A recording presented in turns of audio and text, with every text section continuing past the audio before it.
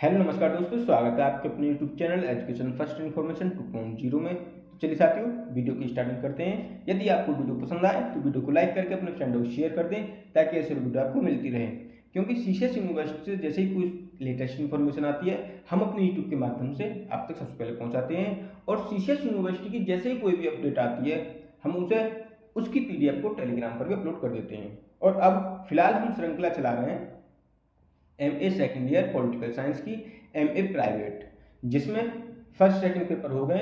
ये आपका third paper है। थर्ड पेपर की ये पहली यूनिट है। थर्ड पेपर की पहली यूनिट है जिसको हम बड़े बिंदास तरीके से करेंगे। न्यू मॉडल पेपर से आपको कराने वाले हैं।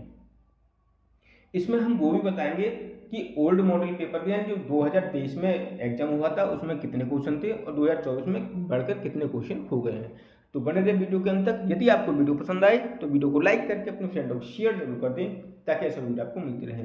हम आज शाम तक इसकी 3 यूनिट कराएंगे, यानी कि रात को 9-10 बजे तक 3 यूनिट अपलोड कर देंगे। उसके बाद कल सुबह को हम जो 3 यूनिट बचेंगे इसकी उसे भी अपलोड कर देंगे। तो चलिए स्टार्ट करते हैं। MA second year 2024 CCS university Meerut Indian administration book का नाम है, यानी भारतीय प्रशासन आपका बुक का नाम है, जिसका पेपर कोड है 470। पेपर कोड है आपका 470 पॉलिटिकल साइंस का, यानी प्राइवेट। यह पढ़ लिया तो पेपर पास। इसका मतलब यह है कि जितने भी हम वीडियो करा रहे हैं इस पेपर की, उन वीडियो को देख लो। यदि आपके पास मॉडल हैं तो मॉडल में जो उसके अंदर थ्योरी दे रखी है आपको वो थ्योरी भी देखनी है, थ्योरी भी पढ़नी है, क्योंकि कुछ क्वेश्चन थ्योरी में से भी आ रहे हैं। आपने देखा होगा कि मॉडल में जो ऑब्जेक्टिव क्वेश्चन दे रखे हैं उनमें से कुछ क्वेश्चन ही दे पा रहे हैं। उसके बाद जो अंदर थ्योरी है प्रत्येक यूनिट की उस थ्योरी में से भी क्वेश्चन बन रहे हैं। मैं कोशिश करूंगा उस थ्योरी में से कुछ क्वेश्चन अलग से निकाल के आपको दूं। तो हो सकता है मैं कल यानी 5 बजे के बाद यानी 5 बजे से 8-9 बजे तक कल मैं आपको उन जो यूनिट के अंदर थ्योरी में क्वेश्चन दे रखे हैं मैं उनको निकाल कर आपको देना चाह रहा हूं। और आप इन वीडियो को 1 बार 2 बार 3 बार 4 बार देख सकते हैं ताकि और अच्छे से समझ में आ जाए। और आप इसकी पूरी यानी पूरी महामैराथन देखना चाहते हैं तो आप हमारे टेलीग्राम के यूट्यूब यानी उसकी यूट्यूब की प्लेलिस्ट में जाइए। आपको प्लेलिस्ट में महामैराथन के नाम से प्लेलिस्ट मिल जाएगी, जिसमें इंडियन एडमिनिस्ट्रेशन करके महामैराथन क्लास दे रखी है। आप वहां से भी देख सकते हैं। तो चलिए आज की इस पहली यूनिट को देखते हैं। यदि आपको वीडियो पसंद आए तो वीडियो को शेयर जरूर कर दें। भारतीय प्रशासन आपका बुक का नाम है, पेपर कोड है 470। फर्स्ट यूनिट है इसकी। फर्स्ट यूनिट को देखते हैं। भारतीय प्रशासन फर्स्ट यूनिट।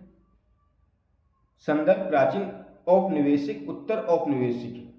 कॉन्टेक्स्ट एंसेंट क्या कॉन्टेक्स्ट एंसेंट कॉलोनिकल एंड पोस्ट कॉलोनिकल, ये आपका यूनिट है, यानी प्राचीन औपनिवेशिक और उत्तर औपनिवेशिक, ये बुक का नाम है। इसकी फर्स्ट क्वेश्चन की तरफ चलते हैं। पहला क्वेश्चन है इसका फर्स्ट क्वेश्चन है, प्रशासन शब्द की उत्पत्ति किस भाषा में हुई?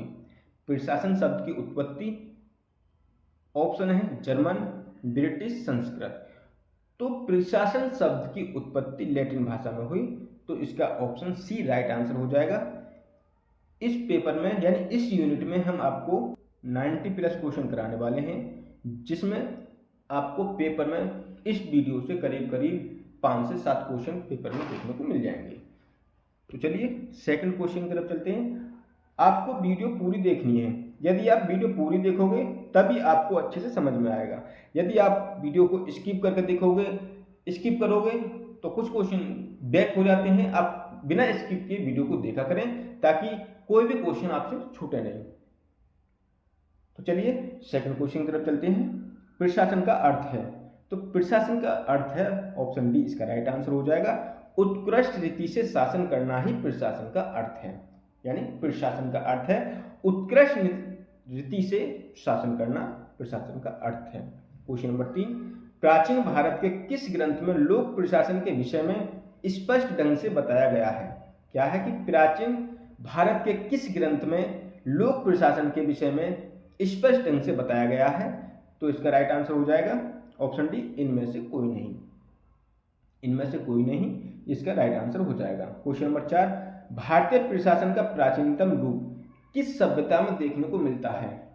क्वेश्चन को एक बार देख लें कि भारतीय प्रशासन का प्राचीनतम रूप किस सभ्यता में देखने को मिलता है, तो इसका राइट आंसर हो जाएगा ऑप्शन ए, सिंधु सभ्यता में देखने को मिलता है।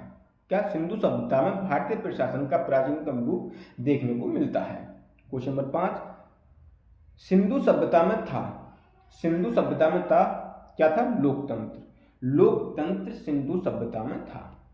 तो क्वेश्चन नंबर 5 का राइट आंसर हो जाएगा ऑप्शन ए, लोकतंत्र। क्वेश्चन नंबर 6, ऋग्वैदिक काल में सूक्ष्म प्रशासनिक इकाई थी। ऋग्वैदिक काल में सूक्ष्म प्रशासनिक इकाई थी, तो इसका राइट आंसर हो जाएगा ऑप्शन सी, कुटुंब। ऋग्वैदिक काल में सूक्ष्म प्रशासनिक इकाई थी, तो ऑप्शन सी इसका राइट आंसर हो जाएगा। क्वेश्चन नंबर 7, अनेक कुटुंब मिलकर किस इकाई का गठन करते थे? अनेक कुटुंब मिलकर ग्राम का गठन करते थे, यानी कुटुंब मिलकर किस इकाई का गठन करते थे, तो इसका आंसर हो जाएगा ग्राम का गठन करते थे। क्वेश्चन नंबर 8, जन का मुखिया कहलाता था, तो इसका राइट आंसर हो जाएगा ऑप्शन ए, गोप जन का मुखिया कहलाता था। क्वेश्चन नंबर 9, ऋग्वैदिक काल में राजतंत्र में प्रमुख था। ऋग्वैदिक काल में राजतंत्र में प्रमुख था, तो इसका राइट आंसर हो जाएगा ऑप्शन ए, राजा ऋग्वैदिक काल में राजतंत्र में प्रमुख था।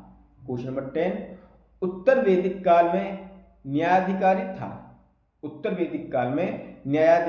था, तो इसका राइट आंसर हो जाएगा ऑप्शन बी, स्थपति। क्या? स्थपति उत्तर वैदिक काल में न्यायाधिकारी था। क्वेश्चन नंबर 11, निम्नलिखित में गणतंत्र था, इसका राइट आंसर हो जाएगा ऑप्शन डी, ये सभी। कौन से?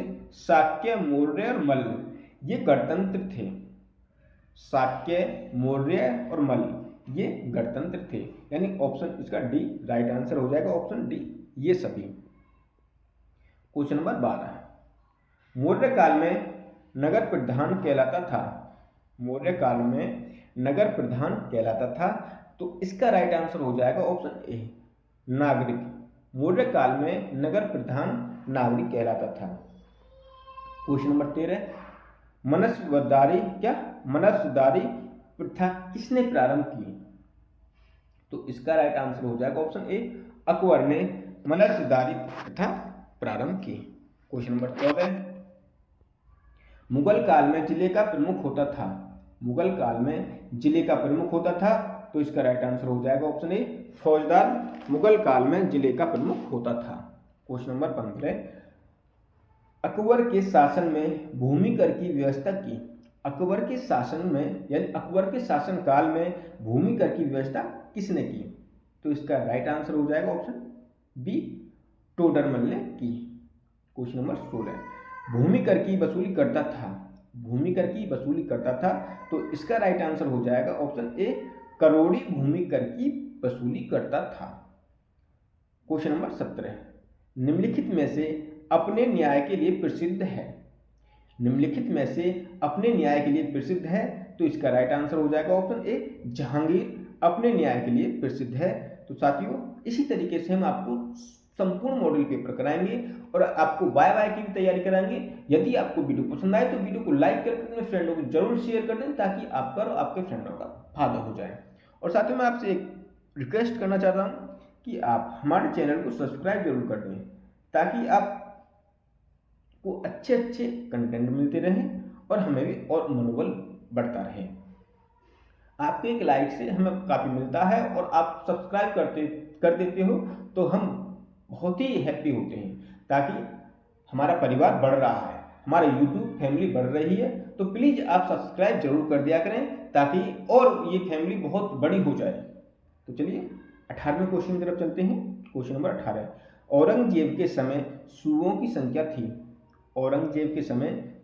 संख्या थी, तो इसका राइट आंसर हो जाएगा ऑप्शन सी इसका राइट आंसर हो जाएगा, यानी 21। औरंगजेब के समय सूबों की संख्या 21 थी, तो इसका right answer option C 21। Question number 19, वकील गया था, वकील कहा गया था किसको? प्रधानमंत्री को वकील कहा गया था। 19 का right answer option A. Question number 20, Mughal काल में दान विभाग का मुखिया होता था। मुगल काल में दान विभाग का मुखिया होता था, इसका राइट आंसर हो जाएगा ऑप्शन सी, सदर। सदर मुगल काल में दान विभाग का मुखिया होता था। क्वेश्चन नंबर 21, मुगल काल में शासन की सबसे छोटी इकाई थी। मुगल काल में शासन की सबसे छोटी इकाई थी, तो इसका राइट आंसर हो जाएगा ऑप्शन बी, ग्राम। ग्राम मुगल काल में शासन की सबसे छोटी इकाई थी। क्वेश्चन नंबर 22, अकबर का राजस्व मंत्री था। अकबर का राजस्व मंत्री था, कौन था? टोडरमल। टोडरमल अकबर का राजस्व मंत्री था, तो 22 का राइट आंसर हो जाएगा ऑप्शन ए, टोडरमल। तो चलिए अगले क्वेश्चन की तरफ चलते हैं। Question number 23, east India company की स्थापना हुई। तो ईस्ट इंडिया कंपनी की स्थापना 1600 ईस्वी में हुई थी। क्वेश्चन नंबर 24, लंदन कंपनी की स्थापना की गई। तो लंदन कंपनी की स्थापना 1599 ईस्वी में की गई। ऑप्शन ए राइट आंसर हो जाएगा, 24 का option A right answer. Question number 25, east India Company का एकमात्र उद्देश्य था। तो ईस्ट इंडिया कंपनी का एकमात्र उद्देश्य व्यापार करना था, तो इसका राइट आंसर ऑप्शन सी, व्यापार। व्यापार करना ईस्ट इंडिया कंपनी का एकमात्र उद्देश्य था, तो ऑप्शन सी इसका राइट आंसर हो जाएगा। Question number 26, east India company की भारतीय विजयों पर संसदीय नियंत्रण का प्रारंभ, यानी ईस्ट इंडिया कंपनी की भारतीय विजयों पर संसदीय नियंत्रण का प्रारंभ कब हुआ? तो इसका राइट आंसर हो जाएगा ऑप्शन सी, 1773। क्या? 1773 के रेगुलेटिंग एक्ट से होता है। तो साथियों कि 1733 नहीं है, 1773 है, इसे आप कर लो सही, 1773, इसको आप एक बार एडिट कर लो, 1773 के रेगुलेटिंग एक्ट से होता है, ये एडिट कर लो, 1733 नहीं है, 1773 है। यानी ईस्ट इंडिया कंपनी की भारतीय विजयों पर संसदीय नियंत्रण का प्रारंभ 1773 के रेगुलेटिंग एक्ट से होता है। क्वेश्चन नंबर 27, रेगुलेटिंग एक्ट 1773 की प्रमुख विशेषता थी। रेगुलेटिंग एक्ट 1773 की प्रमुख विशेषता थी, तो इसका राइट आंसर हो जाएगा ऑप्शन डी। इसने बंबई तथा मद्रास प्रेसिडेंसियों को बंगाल की गवर्नर जनरल के अधीन कर दिया। क्या थी? कि इसने बंबई तथा मद्रास प्रेसिडेंसियों को बंगाल के गवर्नर जनरल के अधीन कर दिया था। तो 27 का right answer option D. Question number 28, पिट्स India Act 1784 द्वारा, यानी पिट्स इंडिया एक्ट 1784 द्वारा क्या हुआ? बोर्ड ऑफ कंट्रोल बनाया गया। अब क्वेश्चन आ जाए कि बोर्ड ऑफ कंट्रोल बनाया गया, तो 1784 द्वारा बोर्ड ऑफ कंट्रोल बनाया गया। किस एक्ट के द्वारा? पिट्स इंडिया एक्ट 1784 द्वारा बोर्ड ऑफ कंट्रोल बनाया गया। तो 28 का right answer option A. Question number 29, 1858 के अधिनियम की प्रमुख विशेषता है। 1858 के अधिनियम की प्रमुख विशेषता है, तो इसका राइट आंसर हो जाएगा option B, East India Company का अंत और क्राउन के हाथ में शासन की वागडोर आना 1858 के अधिनियम की प्रमुख विशेषता थी। क्या थी? कि ईस्ट इंडिया कंपनी का अंत होना और क्राउन के हाथ में शासन की वागडोर आना, ये 1858 के अधिनियम की विशेषता। ठीक, तो क्वेश्चन नंबर 30 की तरफ चलते हैं। भारत सचिव पद का निर्माण किया गया। तो भारत सचिव पद का निर्माण 1858 ईस्वी में किया गया। तो 30 का राइट आंसर ऑप्शन बी, 1858 ईस्वी।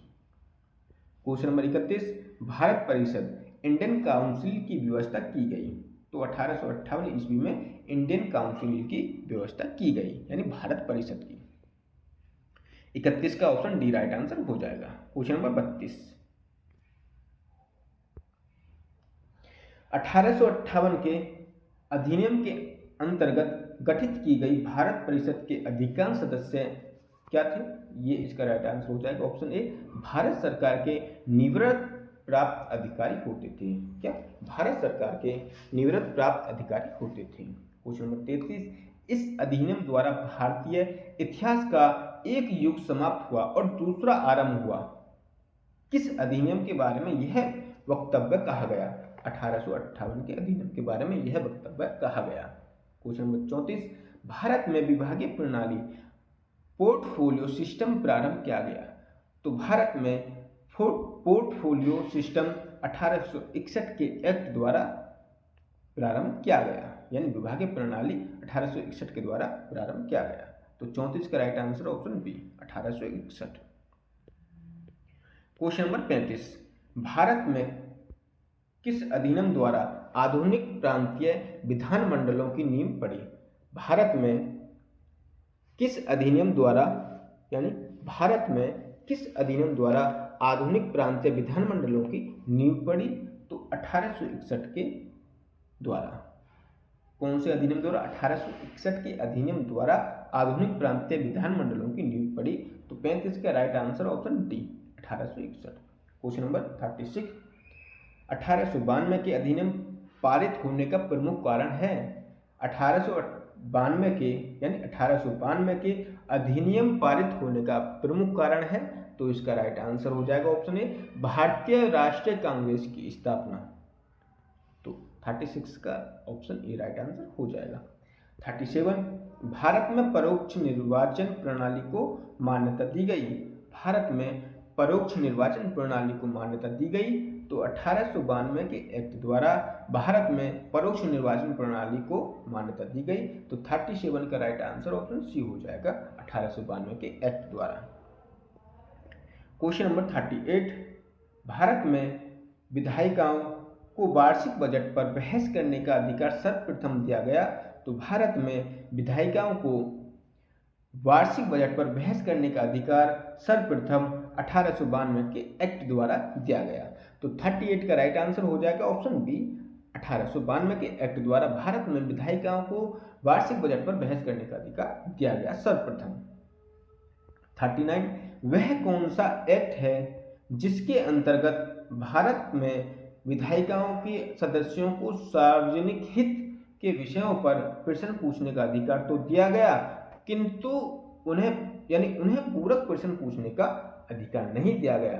तो 1892 का एक्ट। तो 39 का ऑप्शन डी राइट आंसर हो जाएगा। क्वेश्चन नंबर 40 की तरफ चलते हैं। क्वेश्चन नंबर 40, 1909 के भारत शासन अधिनियम का उद्देश्य नहीं था। 1909 के भारत शासन अधिनियम का उद्देश्य नहीं था। तो इसका राइट आंसर हो जाएगा ऑप्शन बी द्वैत शासन। क्या? द्वैत शासन का क्रियान्वयन। द्वैत शासन का क्रियान्वयन 1909 के भारत शासन अधिनियम का उद्देश्य नहीं था। क्वेश्चन नंबर 41, वह कौन सा भारत शासन अधिनियम है जिसके द्वारा सर्वप्रथम भारतीयों को कार्यकारिणी परिषदों में नियुक्त करने की व्यवस्था की गई? वह कौन सा भारत शासन अधिनियम है जिसके द्वारा सर्वप्रथम भारतीयों को कार्यकारिणी परिषदों में नियुक्त करने की व्यवस्था की गई? तो 1909 यह अधिनियम है। कौन सा? 1909।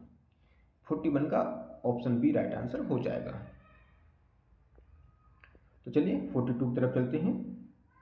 फूट डालो और राज करो नीति की दृष्टि से अत्यंत उल्लेखनीय है। फूट डालो और राज करो नीति की दृष्टि से अत्यंत उल्लेखनीय है। तो इसका राइट आंसर हो जाएगा ऑप्शन सी मैकडोनाल्ड पंचार्ट। क्या? मैकडोनाल्ड पंचार्ट फूट डालो राज करो की नीति से अत्यंत उल्लेखनीय है। तो 42 का right answer option C. Question number 43, 1935 के एक्ट के अनुसार संघ का निर्माण। 1935 एक्ट के अनुसार संघ का निर्माण, इसका राइट आंसर हो जाएगा ऑप्शन ए ब्रिटिश भारत के प्रांतों से मिलकर होना था। क्या? ब्रिटिश भारत के प्रांतों से मिलकर होना था। 1935 के एक्ट के अनुसार ब्रिटिश भारत के प्रांतों से मिलकर होना था। तो 43 का राइट आंसर ऑप्शन ए हो जाएगा। क्वेश्चन नंबर 44, 1935 के एक्ट का प्रमुख लक्ष्य यानी प्रमुख लक्षण था। तो इसका राइट आंसर हो जाएगा ऑप्शन ए प्रांतीय स्वायत्तता। क्या? प्रांतीय स्वायत्तता 1935 के एक्ट का प्रमुख लक्षण था। तो साथियों मैं आपको एक जानकारी दे दूं, आप 1935 के एक्ट को तो 1-2 बार जरूर देख लें। यदि आपके पास बुक है, आपके पास मॉडल है, आपके पास गाइड है, आपके पास कुछ भी है, आपको 1935 का एक्ट जरूर देखना है। उसमें से आपको मैं बता रहा हूँ करीब से करीब 5 से 7 क्वेश्चन को मिलेंगे 1935 के एक्ट से। तो चलिए अगले क्वेश्चन तरफ चलते हैं। 44 होगा प्रांतीय स्वायत्तता, इसका 44 का ऑप्शन ए राइट आंसर हो जाएगा, प्रांतीय स्वायत्तता।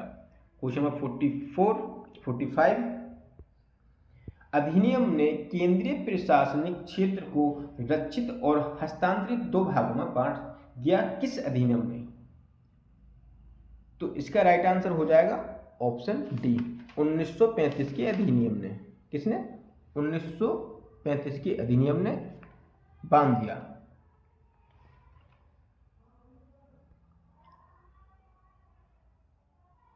क्वेश्चन नंबर 46 1935 के एक्ट के अंतर्गत समवर्ती सूची में कितने विषय थे?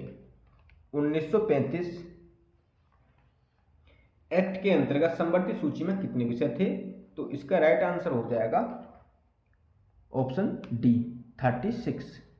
कितने थे? 36। ऑप्शन डी इसका राइट आंसर हो जाएगा।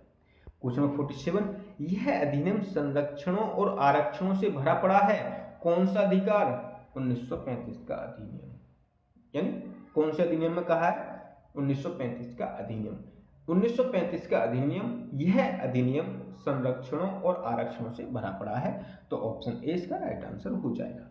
क्वेश्चन नंबर 48 1935 के एक्ट के अंतर्गत ऑप्शन बी इसका राइट आंसर है, संघीय सभा का निर्वाचन अप्रत्यक्ष तथा राज्यसभा का निर्वाचन प्रत्यक्ष रखा गया। 48 का क्वेश्चन 1935 के एक्ट के अंतर्गत क्या है कि संघीय सभा का निर्वाचन प्रत्यक्ष, यानी संघीय सभा का निर्वाचन अप्रत्यक्ष तथा राज्यसभा का निर्वाचन प्रत्यक्ष रखा गया। 48 का ऑप्शन बी राइट आंसर हो जाएगा। 49 1935 के एक्ट के अंतर्गत रक्षित विषयों का प्रशासन, इसका right answer option A, governor general स्वयं विवेक से करता था। गवर्नर जनरल स्वयं विवेक से करता था क्या? 1935 के एक्ट के अंतर्गत रक्षित विषयों का प्रशासन गवर्नर जनरल स्वयं विवेक से करता था। क्वेश्चन नंबर 50 1935 के एक्ट के अंतर्गत गवर्नर जनरल की कार्यकारिणी परिषद एग्जीक्यूटिव काउंसिल के सदस्यों की नियुक्ति कौन करता था? स्वयं गवर्नर जनरल करता था। तो 50 का राइट आंसर ऑप्शन सी। तो इस चैप्टर के आपके 50 क्वेश्चन हो गए। तो आप यदि 50 क्वेश्चन आपने देख लिए तो आपको वीडियो लाइक जरूर कर देनी चाहिए और आपको चैनल भी सब्सक्राइब कर देना चाहिए, ताकि आपको और ऐसे अच्छे अच्छे कंटेंट मिलते रहें। प्लीज़ आप वीडियो को लाइक और सब्सक्राइब जरूर कर दिया करें चैनल को, और अपने व्हाट्सएप ग्रुप में आप इस वीडियो को भेज दो, किसी ना किसी का भला होगा इससे। और आपके साथी हैं, आप अपने साथियों से कह दिया करो कि इस चैनल से पढ़ लो। यदि आपको अच्छा लगता है तो आप दूसरों को भी बता सकते हो। यदि आपको अच्छा नहीं लगता आप मत सब्सक्राइब करिए। मैं आपसे कह रहा हूँ यदि आपको एक कुछ भी फायदा नहीं हो रहा मेरे यूट्यूब से तो आप बिल्कुल सब्सक्राइब मत करिए, आप चले जाइए। यदि आप हमारे यूट्यूब से पढ़ रहे हो तो प्लीज़ आप वीडियो को लाइक और सब्सक्राइब जरूर कर दिया करें। तो चलिए 51 की तरफ चलते हैं।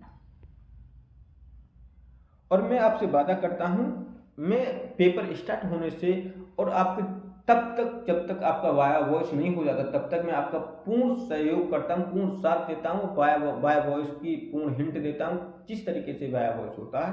तो प्लीज चैनल को सब्सक्राइब जरूर करके रखें ताकि आने वाली वीडियो की नोटिफिकेशन आपके पास सबसे पहले पहुंच जाए। तो चलिए 51 की तरफ चलते हैं।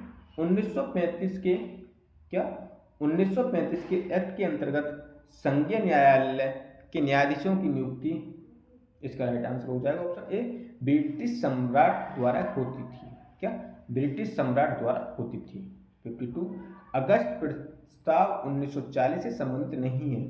अगस्त प्रस्ताव 1940 से संबंधित नहीं है, तो इसका राइट आंसर है ऑप्शन सी, औपनिवेशिक स्वराज देने की निश्चित तिथि की घोषणा। यह 1940 से संबंधित नहीं है। अगस्त प्रस्ताव 1940 से संबंधित नहीं है।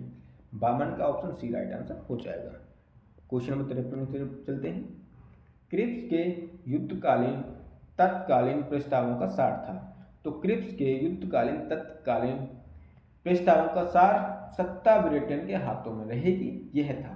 तो 53 का राइट आंसर ऑप्शन बी, सत्ता ब्रिटेन के हाथों में रहेगी। 53 का बी राइट आंसर हो जाएगा। 54, क्रिप्स प्रस्ताव में भारत के लिए, तो इसका राइट आंसर हो जाएगा ऑप्शन डी, डोमिनियन स्टेट्स अधिराज्य का दर्जा देने की बात कही गई।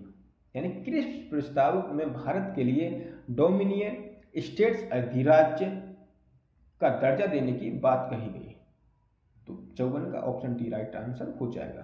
क्वेश्चन नंबर 55, क्रिप्स प्रस्तावों को दिवालिया बैंक के नाम से अगली तारीख का चेक किसने कहा?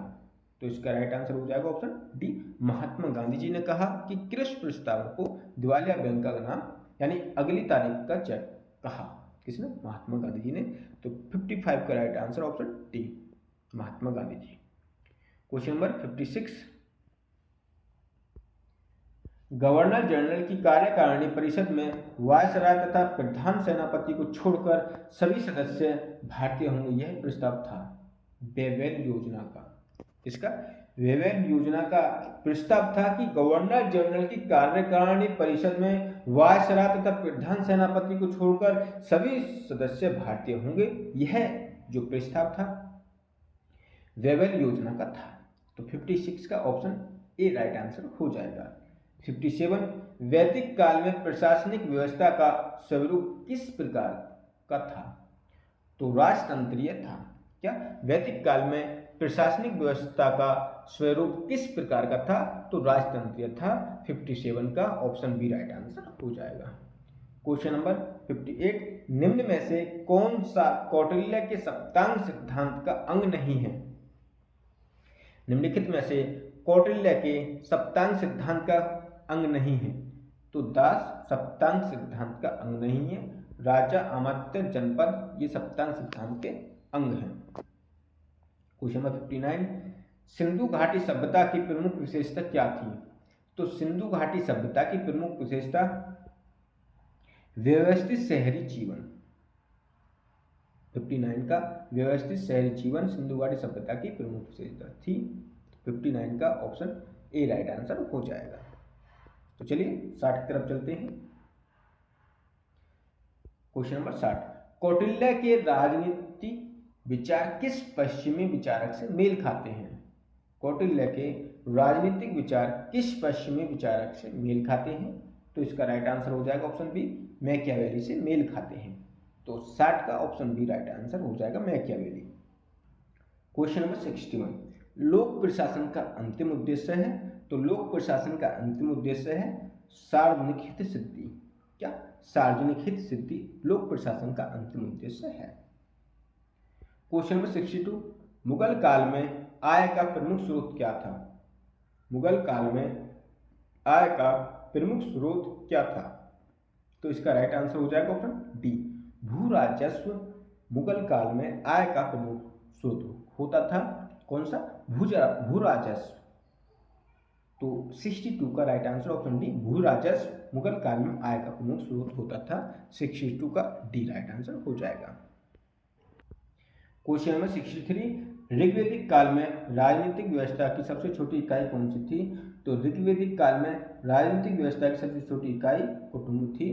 तो 63 का राइट आंसर ऑप्शन बी हो जाएगा। क्वेश्चन नंबर 64, किस युग का संबंध हड़प्पा सभ्यता से है? तो कांस्य युग का संबंध हड़प्पा सभ्यता से है। तो 64 का राइट आंसर ऑप्शन ए हो जाएगा, कांस्य युग। 65, निम्नलिखित में कौन सा युग सुमेलित नहीं है? निम्नलिखित में से कौन सा युग सुमेलित नहीं है? तो मार्ले मिंटो यह 1906 यह सुमेलित नहीं है, बाकी ये सब सुमेलित हैं।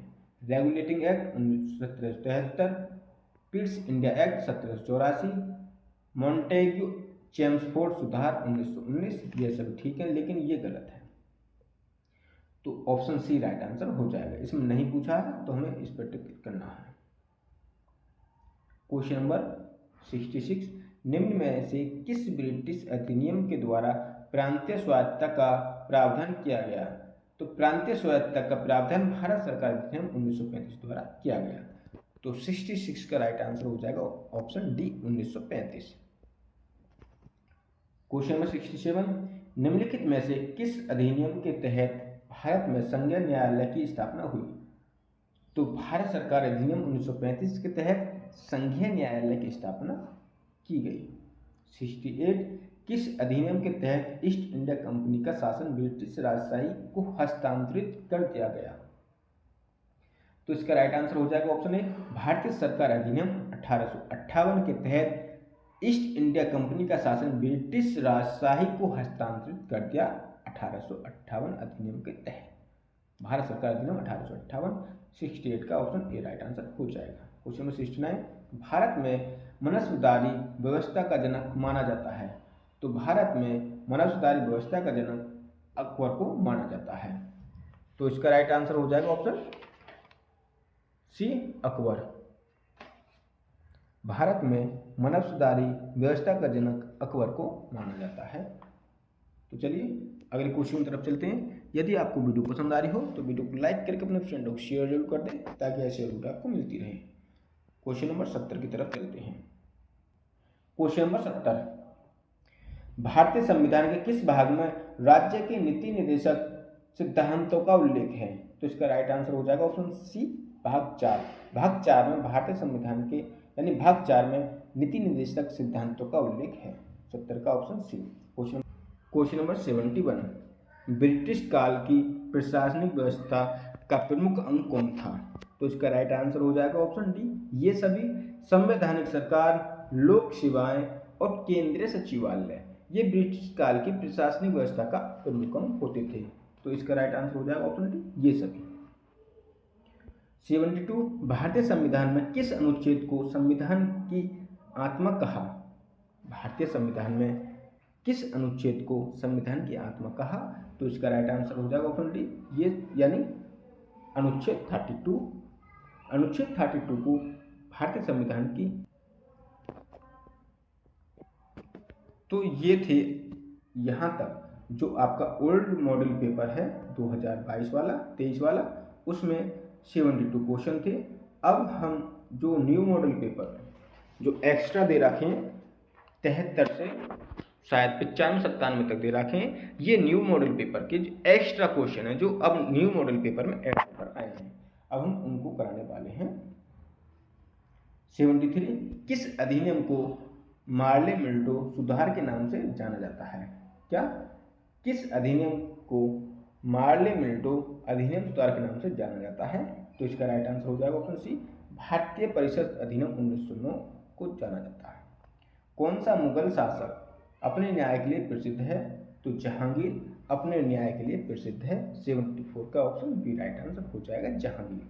75, किसके काल को भारत में स्थानीय स्वशासन का स्वर्ण काल कहा जाता है?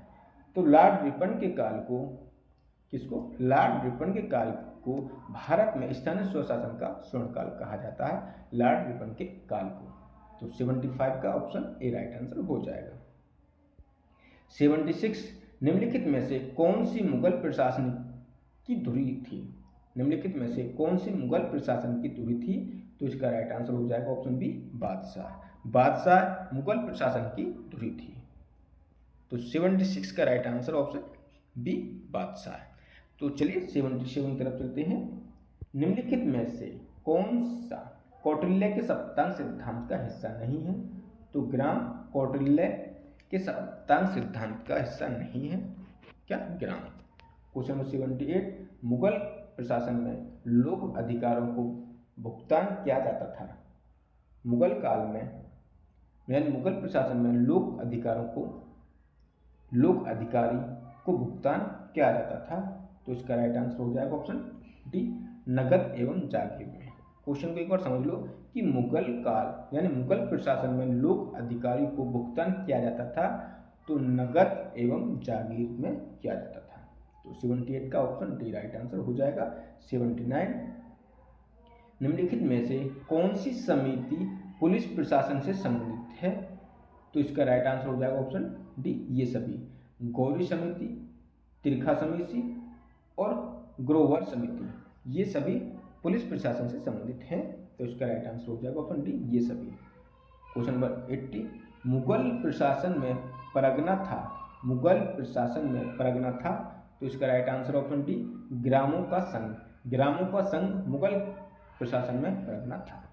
तो क्वेश्चन नंबर 80 का ऑप्शन डी राइट आंसर हो जाएगा। क्वेश्चन नंबर 81 की तरफ चलते हैं। क्वेश्चन नंबर 81, कौटिल्य के अनुसार निम्नलिखित में से कौन सा एक गुण राजदूत में होना आवश्यक नहीं है?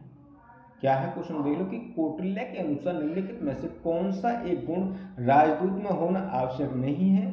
तो इसका राइट आंसर है ऑप्शन सी, निर्धन परिवार से। निर्धन परिवार से कौटिल्य के अनुसार राजदूत में होना आवश्यक नहीं है। ठीक है, तो 81 का ऑप्शन सी राइट आंसर हो जाएगा। 82, निम्नलिखित में से कौन सा मौर्य काल में अधिकारी वर्ग में नहीं आता था?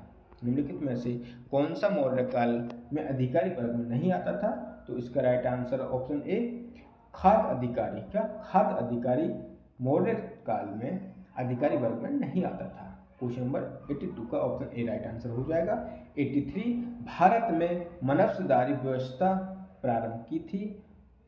तो भारत में मनस्वदारी व्यवस्था मुगलों द्वारा प्रारंभ की। तो 83 का राइट आंसर ऑप्शन बी, मुगलों द्वारा भारत में मनस्वदारी व्यवस्था प्रारंभ की। 84, मौर्यकालीन प्रशासन की सबसे छोटी इकाई का अधिकारी कहलाता था? मौर्यकालीन प्रशासन की सबसे छोटी इकाई का अधिकारी कहलाता था। तो इसका राइट आंसर हो जाएगा ऑप्शन ए, ग्रामिक। क्या ग्रामिक मौर्यकालीन प्रशासन की सबसे छोटी इकाई का अधिकारी कहलाता था। 84 का ऑप्शन ए राइट आंसर हो जाएगा। 85, कौटिल्य के अर्थशास्त्र में प्रशासन से संबंधित किन 3 आयामों की चर्चा की गई? क्या कौटिल्य के अर्थशास्त्र में प्रशासन से संबंधित किन 3 आयामों की चर्चा की गई? तो इसका राइट आंसर ऑप्शन सी, 2, 3 और 4। 2, 3 और 4 यानी वित्त प्रशासन के सिद्धांत, सरकार का ढांचा और क्रमिक प्रबंधन। तो ये तीनों जो हैं ये कौटिल्य के अर्थशास्त्र में प्रशासन से संबंधित आयामों की चर्चा की गई। कौन कौन से? वित्त प्रशासन के सिद्धांत, सरकार का ढांचा और क्रमिक प्रबंधन। क्वेश्चन नंबर 86, बौद्धकालीन गणराज्यों में प्रशासन की वास्तविक शक्ति निहित होती थी? तो इसका राइट आंसर ऑप्शन डी, संघ। क्या इसका राइट आंसर हो जाएगा ऑप्शन डी, संघ। क्वेश्चन नंबर 87, मुगल काल में राजकोष एवं राजस्व विभाग किसके अधीन थे? तो मुगल काल में राजकोष एवं राजस्व विभाग दीवान के अधीन थे। तो ऑप्शन ए इसका राइट आंसर हो जाएगा, दीवान के अधीन मुगल काल में राजकोष एवं राजस्व विभाग दीवान के अधीन थे। तो ऑप्शन ए इसका राइट आंसर हो जाएगा। क्वेश्चन नंबर 88 की तरफ चलते हैं। मुगल काल में प्रशासनिक सुविधा की दृष्टि से प्रत्येक प्रांत किन भागों में विभक्त था? यानी मुगल काल में प्रशासनिक सुविधा की दृष्टि से प्रत्येक प्रांत किन भागों में विभक्त था? तो इसका राइट आंसर हो जाएगा ऑप्शन सी, सूबा, सरकार, परगना। क्या सूबा, सरकार, परगना इन विभागों में विभक्त था। तो 88 का ऑप्शन सी राइट आंसर हो जाएगा, सूबा, सरकार, परगना। 89, अर्थशास्त्र पुस्तक के लेखक कौन हैं? तो अर्थशास्त्र पुस्तक के लेखक कौटिल्य हैं। तो ऑप्शन ए इसका राइट आंसर है, कौटिल्य। क्वेश्चन नंबर 90, निम्नलिखित में से कौन सी ऋग्वैदिक कालीन राजनीतिक व्यवस्था की सबसे छोटी इकाई है? तो इसका राइट आंसर हो जाएगा ऑप्शन बी, संघ। क्वेश्चन नंबर 91, मुगल साम्राज्य के पतन का कारण था? तो मुगल साम्राज्य के पतन का कारण ये सभी कौन कौन सी? जागीरदारी समस्या, लड़ाइयाँ, उत्तराधिकार विवाद, ये तीनों मुगल साम्राज्य के पतन का कारण थे। तो क्वेश्चन नंबर 91 का ऑप्शन डी राइट आंसर, यानी ये सभी। क्वेश्चन नंबर 92, मौर्यकालीन राजनीतिक व्यवस्था का स्वरूप था? मौर्यकालीन राजनीतिक व्यवस्था का स्वरूप था। तो इसका राइट आंसर ऑप्शन सी, राजतंत्र। राजतंत्र मौर्यकालीन राजनीतिक व्यवस्था का स्वरूप था। तो 92 का ऑप्शन सी राइट आंसर हो जाएगा, option C. Question number 93, Maurya और गुप्त साम्राज्य में राज्य विभाजित था? मौर्य और गुप्त साम्राज्य में राज्य विभाजित था। तो इसका राइट आंसर ऑप्शन ए, खंडों में विभाजित था। क्वेश्चन नंबर 94, महाभारत के अनुसार राजा का कर्तव्य है? तो महाभारत के अनुसार राजा का कर्तव्य अपराधियों को दंडित करना, जनता की रक्षा करना। इसका राइट आंसर ऑप्शन सी, ए व बी दोनों, यानी अपराधियों को दंडित करना और जनता की रक्षा करना महाभारत के अनुसार राजा का कर्तव्य होता है। तो 95 सल्तनत काल के विषय में निम्नलिखित में से क्या सही है? तो सल्तनत काल के विषय में निम्नलिखित में से क्या सही है देखते हैं। सुल्तान सर्वोच्च अपीलीय न्यायालय था, ठीक। सुल्तान मुख्य कार्यपालक था, ठीक। सुल्तान प्रशासनिक मेहराब का पददर था। तो इसका राइट आंसर ऑप्शन डी, ये सभी यानी उपरोक्त सभी। तो साथियों अभी इसके हमारे 2 क्वेश्चन और बचे, फिर उसके बाद हमारा ये चैप्टर समाप्त हो जाएगा, यानी फर्स्ट चैप्टर ये क्लोज हो जाएगा। इसके बाद हम तुरंत ही अगला चैप्टर कराएंगे। यदि आपको वीडियो पसंद आए तो वीडियो को लाइक करके अपने फ्रेंडों को शेयर कर दें ताकि ऐसे वीडियो आपको मिलती रहे। वीडियो को लाइक जरूर करके जाएं। 96 को देखते हैं। महाभारत काल में राजा होता था। तो महाभारत काल में कानून के अंतर्गत राजा होता था, शास्त्रों में वर्णित नियमों से बंधा हुआ। तो ऑप्शन सी, ए व बी दोनों इसके राइट आंसर है।